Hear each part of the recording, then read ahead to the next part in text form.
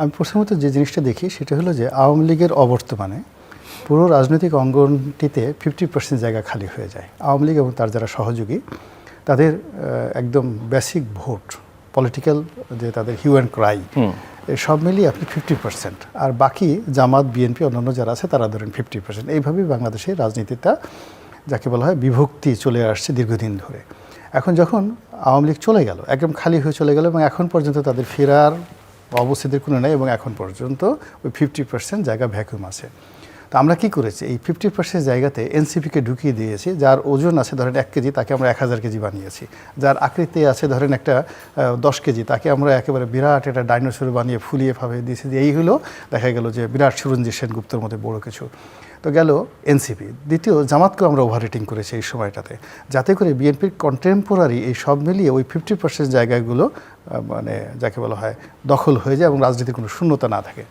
কিন্তু গত 14 মাসে যেটা দেখা গেল যে এনসিপিকে যেভাবে ওভার রেটিং করা হয়েছে, যেভাবে ফুলিয়ে ফাঁপিয়ে দেখানো হয়েছে, এখন নর্মালি এনসিপির যতটুকু অস্তিত্ব আছে এই 14 মাসে মাথায় এসে সেটা আরও কমে গেছে। মানে তাদের অরিজিনাল ওজন যদি থাকতো 1 কেজি, এখন সেটা অর্ধেক কেজি হয়ে গেছে। জামাত মোটামুটি তারেক রহমান সাহেব আসার আগ পর্যন্ত তাদের একটা যাকে বলা হয় ভাবসাব ছিল, কনফিডেন্স ছিল। বিশ্ববিদ্যালয়গুলোতে তারা ছাত্র সংসদ জয়লাভ করার পর থেকে শুরু করে সব জায়গাতে মনে করেছে যে তারা আসলে একটা ঐক্য করে ইসলামী রেভলিউশন কায়েম করে বাংলাদেশের দক্ষিণপন্থী একটা আমিরাত বা খিলাফত তারা প্রতিষ্ঠাতা করে ফেলবে। এইটা জামাতের প্রত্যেকটা লোকের স্বপ্নের ব্যাপারে শতভাগ তারা নিশ্চিত ছিল। কিন্তু যে সমস্যাটা হয়ে গেছে, তারেক রহমান সাহেব আসার সঙ্গে সঙ্গে তাদের এই চিন্তা চেতনার উপর রীতিমতো মানে যেটাকে বলে বজ্রপাত হয়েছে। এখন জামাতের লোকজনদেরকে নিয়ে কেউ চিন্তা ভাবনা করছে না। সারাক্ষণ তারেক রহমান সাহেব কোথায় যাচ্ছেন, কী করছেন, কোন গাড়িতে উঠছেন, বাসে উঠলেন কেন, কাকে দেখে হাত নাড়ালেন, এবং কার সঙ্গে কথা বলাতে গিয়ে ওই একজন লোক আবেগে কেঁদে দিলেন। এখন এটা দেখে জামাতের যারা লোকজন বলে যে হায় আল্লাহ কী হলো, এর চেয়ে আর গজব কী হতে পারে। আমাদের তো কেউ জিজ্ঞাসা করে না। তারেক রহমান সাহেবের বিড়ালকে নিয়ে সে বিবিসি রিপোর্ট করে, আর আমাদের দেশে এত বড় বড় মানুষ আমাদেরকে নিয়ে কেউ রিপোর্ট করে না, মানুষের সঙ্গে রিপোর্ট করে না। তো এই যে তাদের যে একটা সাইকোলজিক্যাল একটা ধস নেমেছে, মনস্তাত্ত্বিক যে ধস নেমেছে, যেহেতু তারা শক্তিবান, যেহেতু তারা অর্গানাইজড, তাদের মিলিটেন্সি আছে, they have money and everything, এবং গত 14 মাস ধরে সরকারের উপর তাদের একটা একছত্র আধিপত্য রয়েছে। ফলে এটা বিএনপির উপর কীভাবে ক্রিয়া করবে, প্রতিক্রিয়া করবে, সেটা হয়তো আর 3-4 দিন পরে বা সপ্তাহখানিক পরে কিন্তু সেটা বোঝা যাবে। তো সেই দিক থেকে আমরা এখন যেভাবে যাকে বলি যে যা কিছু কল্পনা করছি, আমার কাছে মনে হচ্ছে যে আগামী 1 সপ্তাহ পরে রাজনীতি, এই তারেক রহমান সাহেবের বর্তমানে রাজনীতিটা আসলে কিভাবে চলবে, রাজনীতিটা কিভাবে চলবে, এটা আগামী 1 সপ্তাহ পরে এটা একটা সেইভে চলে আসবে। এখানে বিএনপি যদি উইন করে অবশ্যই তারা তাদের অবস্থানে থাকবে, আর যদি বিএনপি উইন না করে তাহলে সেখানে বিএনপির সবচেয়ে ইতিহাসের একটা সংকটময় অবস্থা তাদেরকে মোকাবেলা করতে হবে। এগুলো এক। 2 নম্বরে যেটা আপনি বললেন সেটা হলো অভ্যন্তরীণ ক্রন্দল যেটা আছে, এটা থাকবে, এটা এই অল্প সময়ের মধ্যে এটা মিনিমাইজ করা সম্ভব নয়। বরং এই বিষয়টা নিয়ে অ্যাজ এ সুপ্রিম লিডার হিসেবে তারেক রহমান সাহেব যদি পার্সোনালি ইনভলভ হতে চান, তাহলে তার যে ডিগনিটি, প্রফেশনালিজম বা তার যে ওয়েট অ্যান্ড ক্রেডিট রয়েছে, এই জিনিসগুলো কমে যাবে।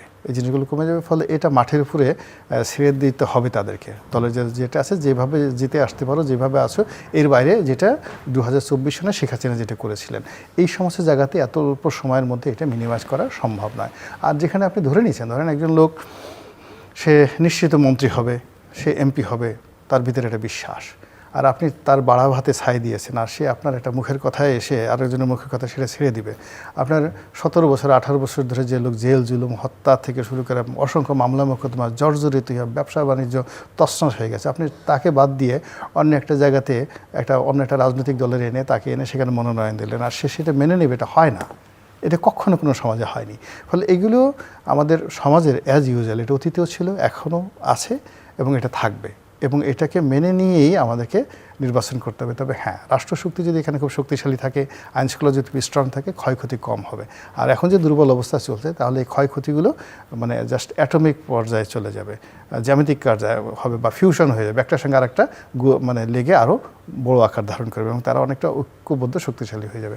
শেখ হাসিনার সময়টা তো এরকম একটা আশঙ্কা করা হয়েছিল যে এরকম হতে পারে, কিন্তু তার যে পুরো প্রশাসনের উপর তো তার একটা একছত্র আধিপত্য ছিল, পুলিশ, মিলিটারি, বিজিবি থেকে সব কিছু।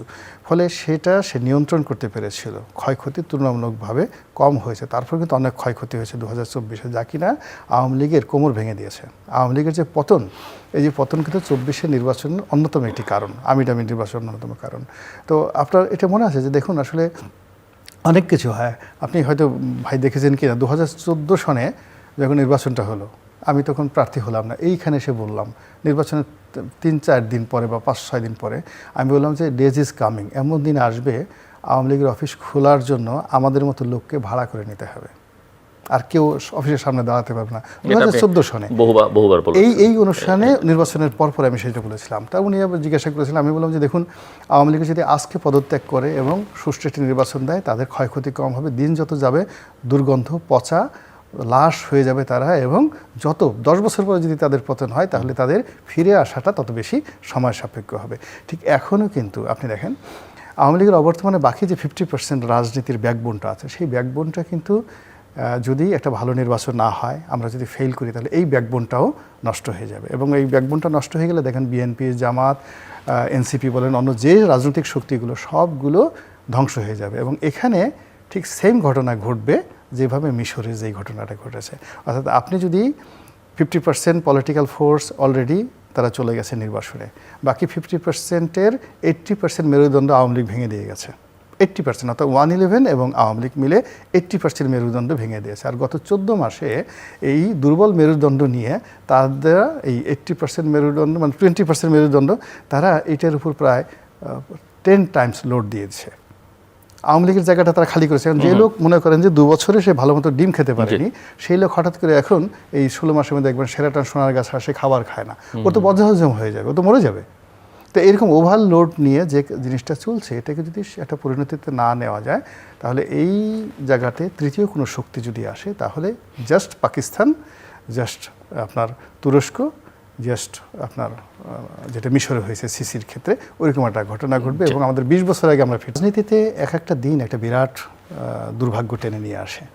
ফলে ওনার যে সৌভাগ্যটা ছিল 2024 সালের 8 তারিখ পর্যন্ত, সেই সৌভাগ্যের জায়গাটায় অমানিসার অন্ধকার ক্রমশ যখন একেবারে নিকষ হয়ে দেখা দিয়েছে, সেটা যখন একেবারে চূড়ান্ত ঘন অন্ধকার, ঠিক সেই সময়টাতে তিনি বাংলাদেশে আসছেন। তো উনি যে ঝুঁকিটা নিয়েছেন, এর চেয়ে তার বড় ঝুঁকি হয় না একটা রাজনীতিবিদের জীবনে। এনিওয়ে, ফলে তার মঙ্গল কামনা করি। 2 নম্বর হলো যে রাজনীতি দয়া মায়ার বিষয় না, এখানে আসলে অর্জন করতে হয়। নিজের ছেলেকে মেরে বাবা রাজা হন, মাকে খুন করে ফেলেন, মা সন্তানের চোখ উঠে ফেলে। তো এখানে আসলে এনসিপিকে ফ্ল্যাটারিং করে, ডক্টর মোহাম্মদ ইউনূসকে, মানে আপনি যখন একটা দুর্বল, একটা শক্তিশালী প্রাণী যখন কোনো অবস্থায় একটা দুর্বলের আনুগত্য করে, ওখানে আসলে কোনো ভালো ফলাফল আসে না। এখানে বিএনপির মতো একটা বড় দল এই গত 14 মাসে যে ধৈর্য দেখিয়ে যাদের কাছে অবনত হয়েছে, বা এখনও যে সকল কথাবার্তা শুনতে আমরা হচ্ছে, এটার ফলাফল ইতিহাসের একজন ছাত্র হিসেবে একটা সিঙ্গেল জায়গাতে আমি দেখিনি যে এটার একটা ভালো ফলাফল হয়েছে। ফলে এখানে বিএনপিকে জয়লাভ করতে হলে তাদের চিরাচরিত শক্তিমত্তা দেখিয়ে জনগণের সমর্থন নিয়ে জয়লাভ করে আসলেই তারা ভালো কিছু করতে পারবে, আদারওয়াইজ নেগোসিয়েশন করে এটা সম্ভব হবে না।